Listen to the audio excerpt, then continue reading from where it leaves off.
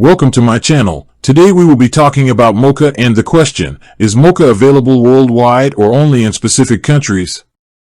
The financial technology app Moka, which was formerly known as Milo, is not available worldwide.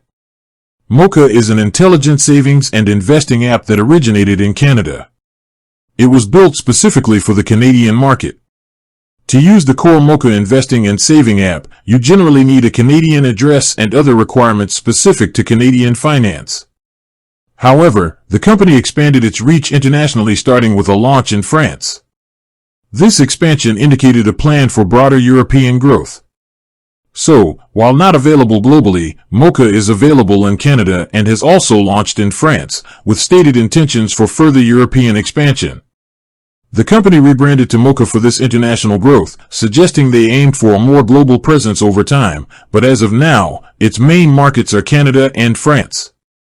It is always important to check the current and specific availability of any financial application, like Moka, as market access and regulation can change. This ensures you meet the necessary eligibility requirements in your country.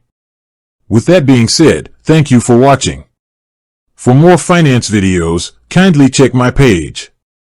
Please like, share, comment and subscribe to my channel. Thank you.